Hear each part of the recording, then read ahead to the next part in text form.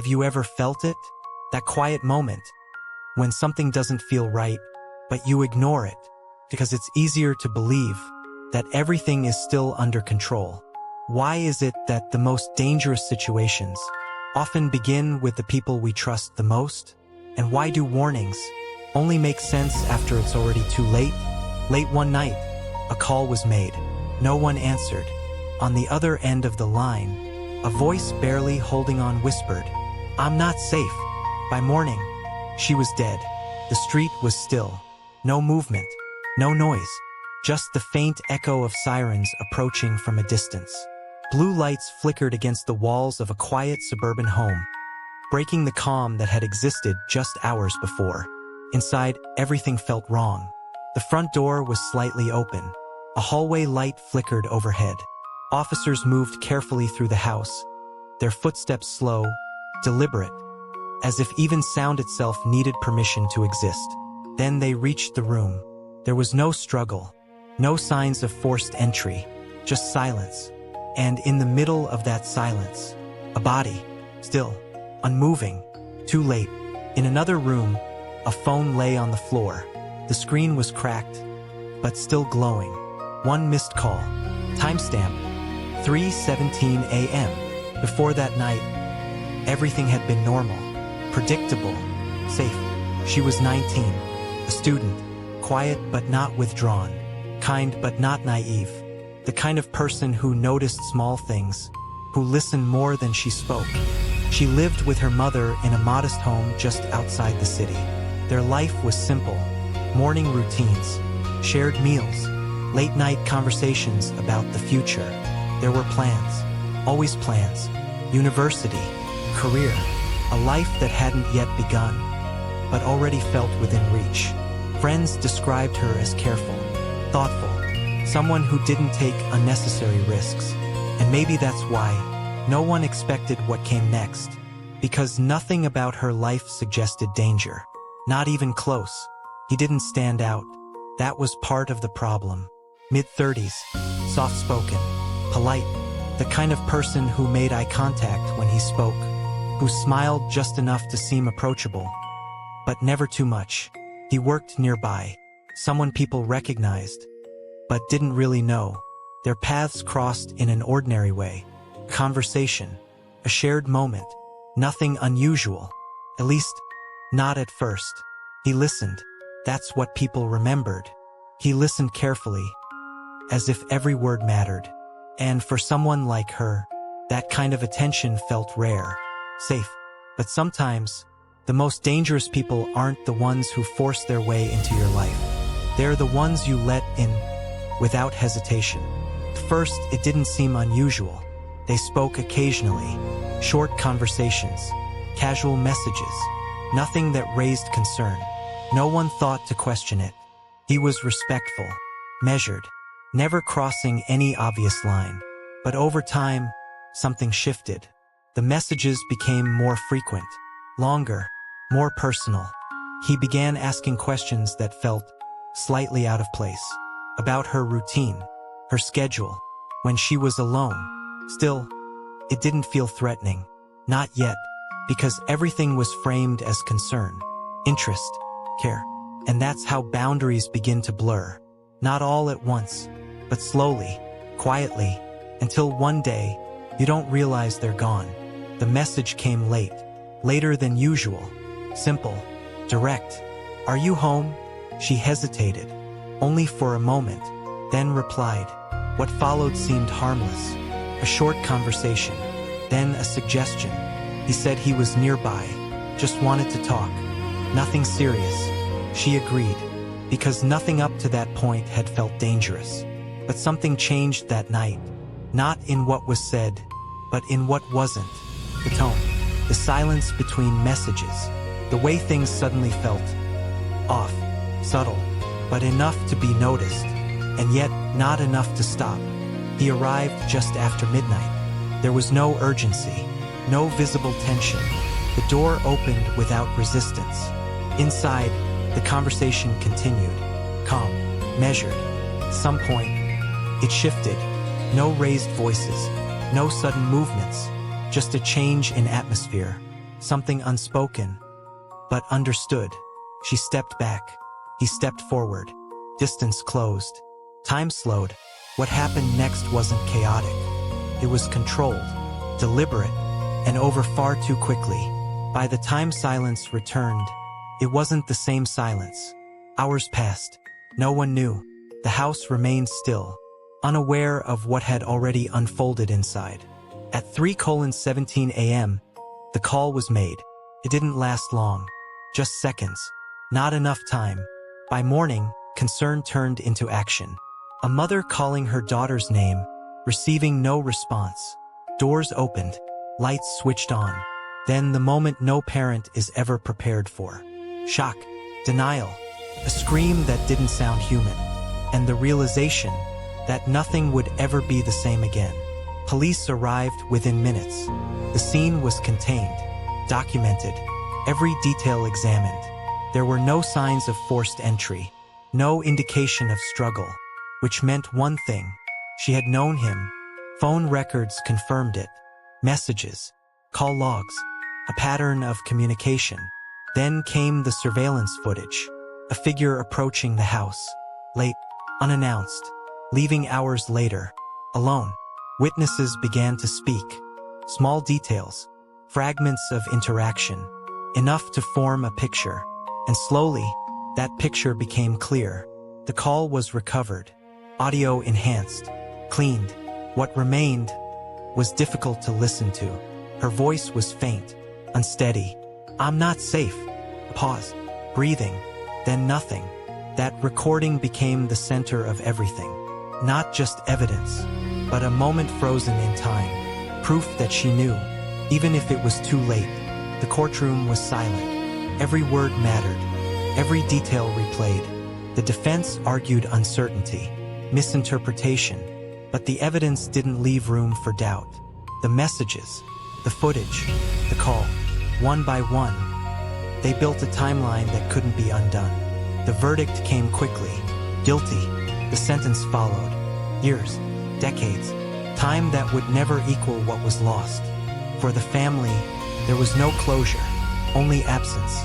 There are moments in life, so small, so easy to ignore, that end up changing everything. A message, a decision, a door opened without hesitation.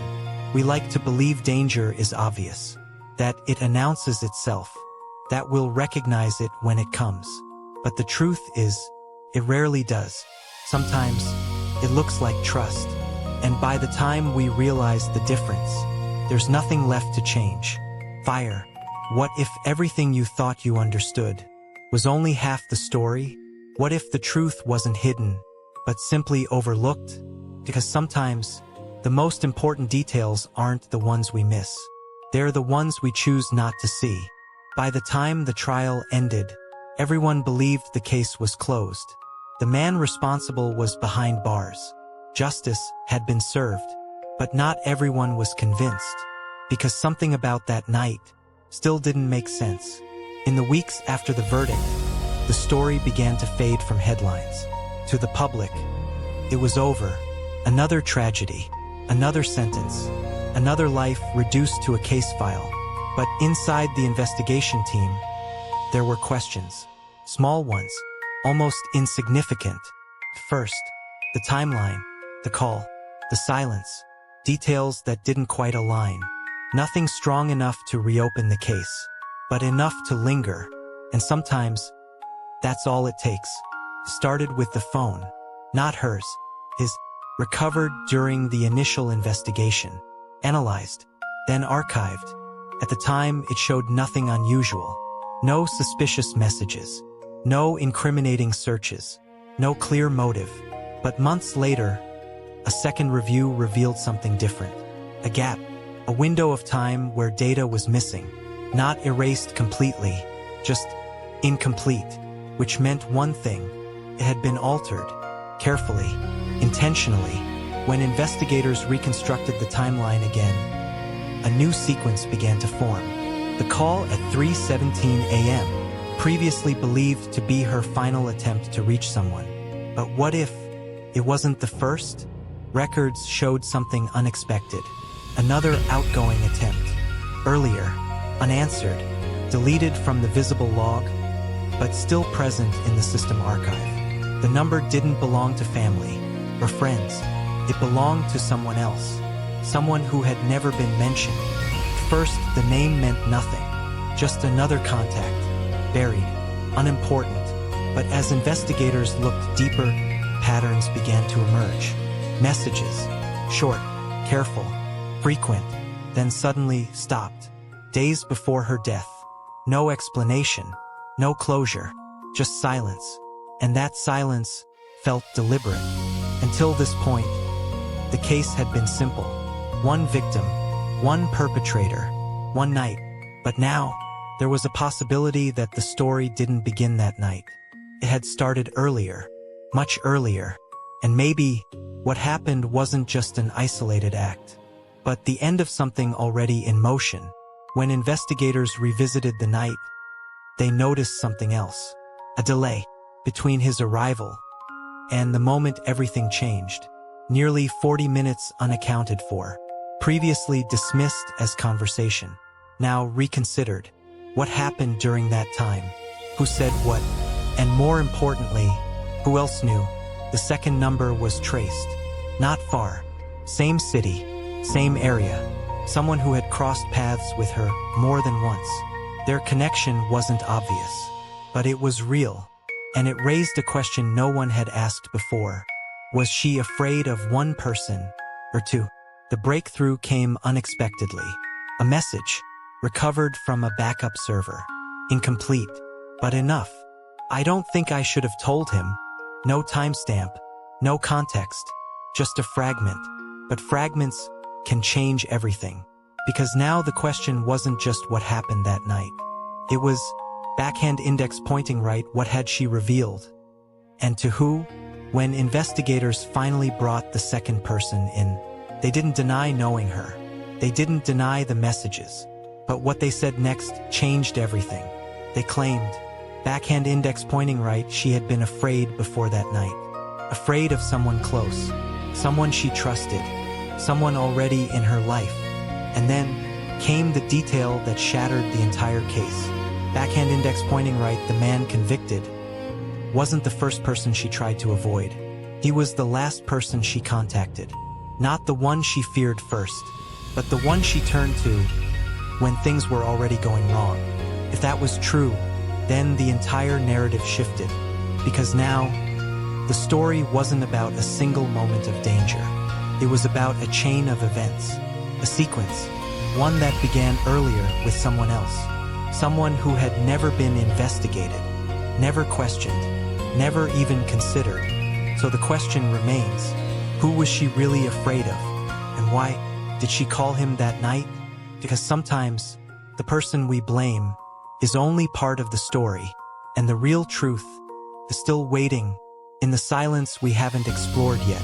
What if the truth was never hidden? What if it was always there, buried in plain sight, waiting for someone to finally ask the right question? Because by now, this case wasn't about one person. It wasn't even about one night. It was about everything that happened before that night. And the one detail everyone had overlooked. The investigation shifted, not forward, but backward. Weeks before her death, then months. Every message, every call, every interaction, re-examined, not as isolated moments, but as part of a pattern. And slowly, that pattern began to form something far more disturbing. Because she hadn't just been communicating with one person. She had been caught between two. The second person wasn't a stranger, not even close. They had known her longer, spoken to her more often, built something that looked like trust, but felt like control. At first, it didn't seem unusual. Advice, conversations, checking in. But over time, the tone changed. Subtle at first, then persistent. Questions about where she was, who she was with, what she was doing, and eventually, who she was talking to. That message, I don't think I should have told him, finally made sense. She wasn't afraid of saying something random. She had shared information that connected both men. And once that connection existed, everything changed. Because now, this wasn't just a case of trust. It was a collision between two people who shouldn't have been connected at all. The timeline was rebuilt one last time. That night, before the first message, before the visit, before the call, there had been an argument. Not with the man who came to her house, but with the other one, the one no one had investigated. Voices raised, tension escalating, and then silence. Minutes later, she reached out, not to the person she feared first, but to someone she believed could help. The man who came that night wasn't originally the threat. He was the response. But something changed. Something during that 40-minute window. Something that turned help into harm. And when investigators finally confronted him again, with the new timeline, the pressure broke him. It didn't happen all at once. At first, he denied it, then hesitated, then corrected himself. Small contradictions, one after another, until finally, he said it. Backhand index pointing right, she had told him everything. About the other man, about the pressure, about the fear. And in that moment, something shifted. Not in her, but in him. What started as concern turned into something darker, possessive, unstable. He didn't see himself as helping anymore. He saw himself as the only one who could fix the situation. That was the turning point. Not the visit, not the call, but the realization that she trusted someone else before him. And for him, that wasn't something he could accept. The calm conversation changed. The tone shifted, and what followed was no longer about helping. It was about control. The second person, the one she feared first, was investigated, questioned, but ultimately not charged, because fear alone isn't a crime, but it explains everything.